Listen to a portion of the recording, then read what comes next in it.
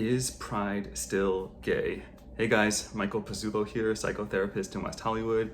So in case you didn't know, it's June 1st, it's Pride Month, hence the outfit.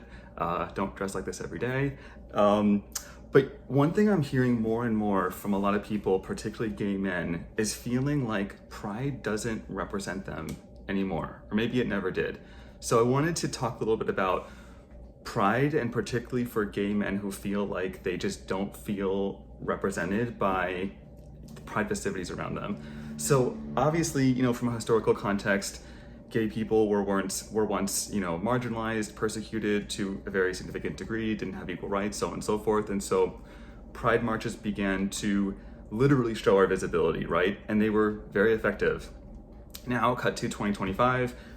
Granted, of course, things are not perfect and the war on homophobia is not over, but we've come a huge way in terms of civil rights for LGBT folks in our country and for gay men in particular.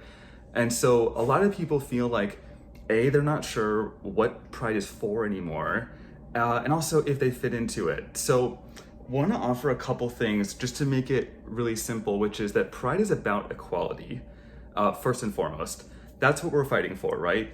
I know now when we go to, when people celebrate Pride, it's like they're going to go to a drag brunch, they're going to go to a parade, they're going to take their shirt off, they're going to run around, they're going to go to a circuit party, and all of that is fantastic and great. And if you want to have fun, go for it.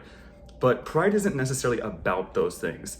Those are just ways that people use the moment to have a good time.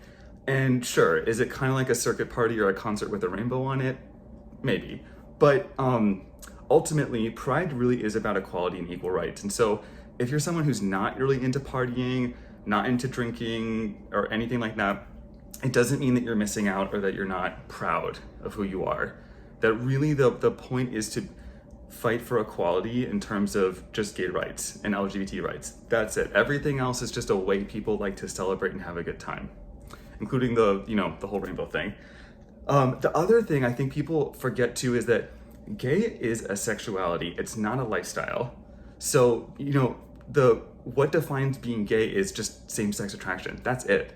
We don't all have to enjoy the same activities, dress the same, look the same. Sure, there are certain things in gay culture that are popular, but I feel like a lot of gay men feel pressure to fit in and conform to just a certain way of being in the world, and we're all supposed to, enjoy the same activities and do the same things. And if you like all those things, if you like workout classes and fashion and Broadway shows and concerts, whatever, then great. But I think there are a lot of gay men who don't necessarily enjoy those things and can feel sort of left out. And I just want to echo the idea that there's no price of admission to being gay. It's just a way of labeling a sexual expression. It's not a lifestyle. It's not a personality choice or anything like that. So I think sometimes the definition gets kind of lost. So when it comes to to being proud and celebrating Pride, it's all about this dramatic expression and artisticness and creativity, which again is all great if you like that. But if you don't, that's fine too. You're still just as gay. As long as you have same-sex attraction, then you fit in. You're part of the club. So I think we often overcomplicate it and make it seem like being gay is more than just what it really is. And then again too, that being proud of who you are looks different for everyone. For some people, they want to wear it boldly, flags, march, that sort of a thing. For other people, their way of being proud is actually kind of being subtle, that they really just don't want to make it a big deal. And it's not because they're ashamed of themselves or embarrassed. It's just that being gay is not how they enter the room. It's not a huge part of who they are. It's really only relevant when it comes to who they're going to date and who they're going to hook up with. But otherwise, it's maybe one of the least interesting things about them. And so Pride can be very subtle. It can be bold, but ultimately it should be what feels organic to you. I think a lot of us feel like, once you're gay, you're supposed to, make some big declaration and show how proud you are and so on and so forth. And I do encourage all gay people to go to a Pride parade just to see it. But, even today, as I'm about to head down to the parade, you look around and you see a lot of different expressions and so on and so forth, which are cool and interesting, but a lot of them don't really have to do with equal rights, and that's totally fine.